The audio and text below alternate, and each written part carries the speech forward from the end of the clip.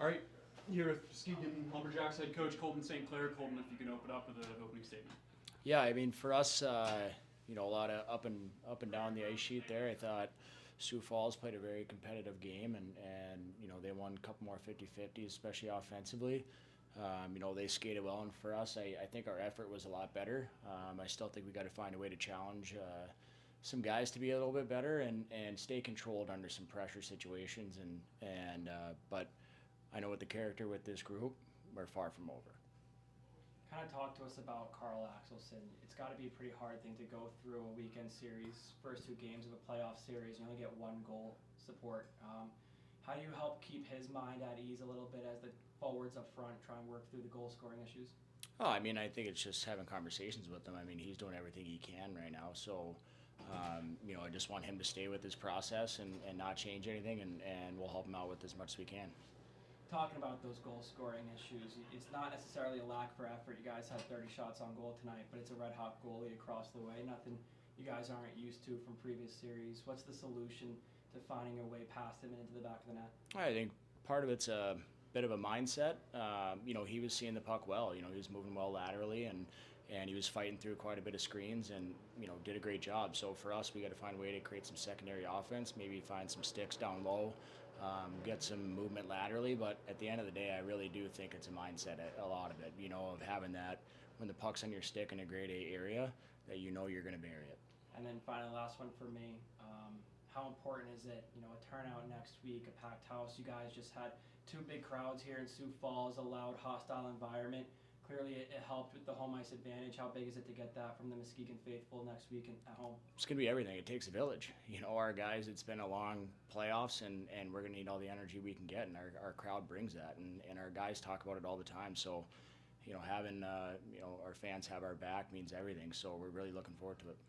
After their second goal, are you proud of the way your team at least responded and didn't necessarily get dejected on the bench? They kept pushing and pushing and pushing. I loved it, actually. I think, if we brought our mindset in the third period, maybe the outcome's different. I don't know, but I just think if you play with that desperation, a little bit more hunger, it kind of gets you into the zone a little bit. It's you fight it mentally sometimes of, okay, I want to make a poised play here, or does it have to be a pace play? There's either way, you got to make them defend somehow, and I think we just got to talk it out and show some video. But I loved our desperation. I think we had 20 shots or so in the third period or close to it.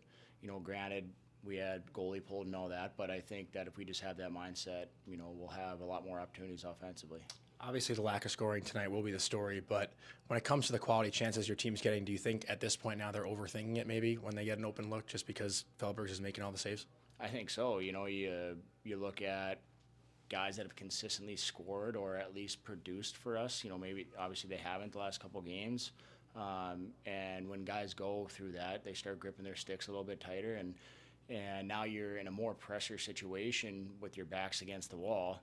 Well, we got to have that maturity now and the poise to make sure it's still the game of hockey. There's still between glass and boards, there's two blue lines, a red line, and nothing changes. And so for us, it's just if we can get that mindset, I think we'll be all right. You guys have had to win 2 games in a row to keep your season alive already. Is this anything uncomfortable for you guys? No, I'm actually really excited about it. I think it's more time with this group and more learning and us finding ways to be better. And, if we really love each other in that room, you're going to fight till the end, and however long it takes, right? And Sioux Falls played 2 really good games. Now we're looking to play a really good third game. Last one for me. I know the talk is going to be about Felbergs and how good he's played, but Axelson's been just as good. What can you say about your goaltender? He's been the backbone of our team all year. Allows us to play with confidence in front of him. I think it's 6 goalies of the week or something like that, 6 or 7. I'm not sure. But I just think, it's really important for me if he, hears this and listens to it that, we're proud of him. He's just got to keep his process. It hasn't been easy for us all year, and so why would it be now? Thanks, Coach. Appreciate it. Here with Brock Schultz, and we'll throw it to Johnny. All right, so obviously a huge game to win for you guys. This is unfamiliar territory, though. You guys haven't been up to nothing in a series yet. Is it, celebrate for 5 minutes, then calm down and strictly business, or what's the vibe in the room right now? Yeah, we're excited. We won both games at home to start the series. We're excited to go into their barn and hopefully get it done. We've never been in this position, winning 2 games in a row to start the series. So We know what it's like to have your back against the wall, though, so we know they're going to come out hard, but we're going to come out harder. So. You played against this team in the Clark Cup final last year. What is a big difference or takeaway versus, from last year to this year? Well, it's different. I was hurt last year, so I didn't get to touch the ice. I was just watching from the stands, but it's way different being on the ice compared to in the stands. It's so much faster. They're a great team. They are. They have a lot of talent. They have a lot of draft picks. They have a lot of good players. But I feel like we're the underdogs and nothing we can't do. So. The physicality in this series, there's a lot of it, but it seems like you guys are having fun with it. Is that the feeling going around the room? Yeah, I mean, all year long we've had the mentality like to get in people's heads, and we like to run our mouths and throw our bodies around. And it works. We love it. We do have fun with it. Yeah. How big was that second goal tonight, just to kind of calm things down? It was good. Getting that goal was important. Obviously, we knew the job wasn't finished yet, though. We knew they were gonna try to have a response, and we just had to play our game, and we did exactly that. So. Last one for you. What can you say about Thelberg's in net? I mean, how good has he been? He's unreal. Best goalie that I've ever played with in my entire life. Best goalie in USHL. He's probably going to be the best goalie in college hockey next year, and then the NHL. I mean, who knows? But, yeah, he's amazing. Great kid. Great player. Ball Stampede. All right, Jake, obviously a huge win tonight in Game 2 to take commanding 2-0 lead. How much fun are you having right now just playing hockey?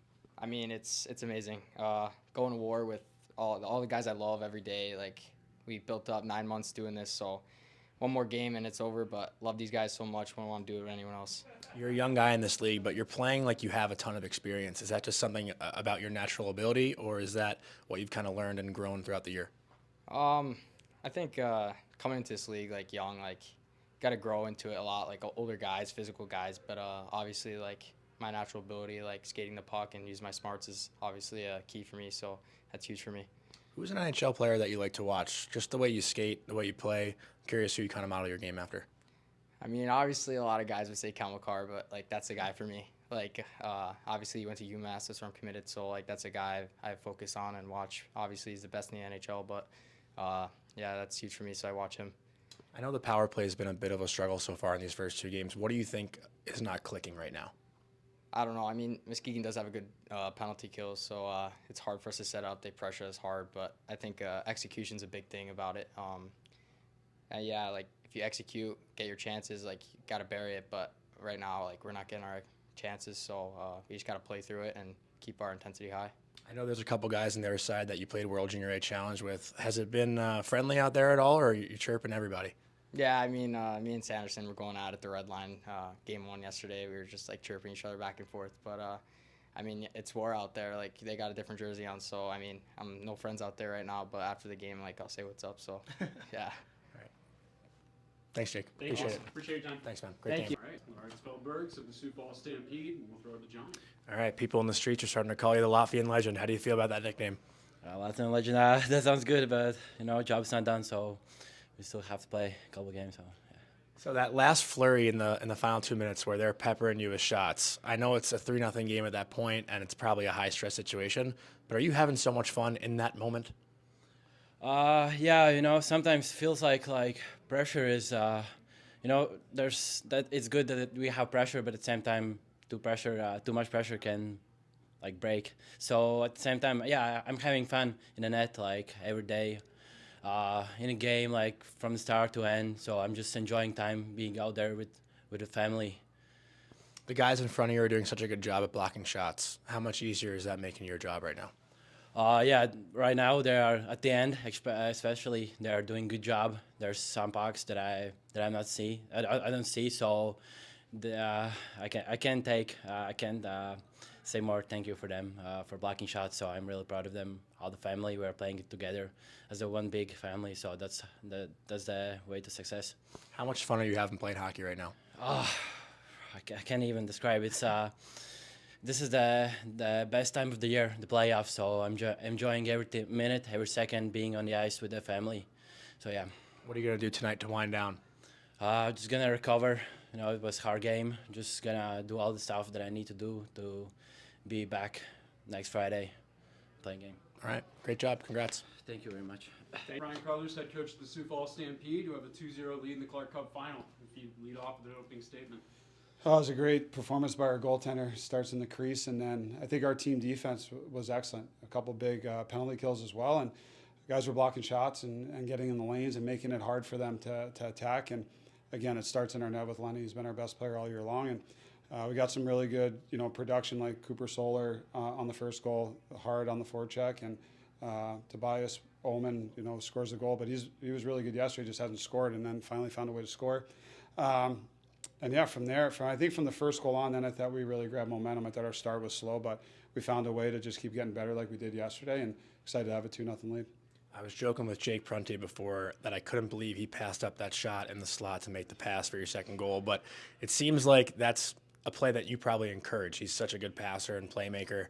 When you see him pass that puck, are you thinking, wow, great pass, or you think we got to shoot that? No, I was upset when he passed it at first, but then from the bench angle, you could see we had a wide open net, and their guy came across and made a good save, and we had a bounce score our way. But we talk about selfish shooting, meaning like if you're in the house, shoot the puck. Like we work so hard to get pucks there. Sometimes you got to be selfish and shoot it, and Jake didn't there. But he has such great deception, makes a really good play, and Zoko goes to the net, and you got to stop at the net, and he does that and slams it home, and it's a big goal for us. How big was that goal just to settle things down? Because it seemed like they had a pretty good push going before you scored that goal. Yeah, I think the last 5 minutes of periods are super important, and we scored in the last 5 minutes of the first period and the last 5 of the second period.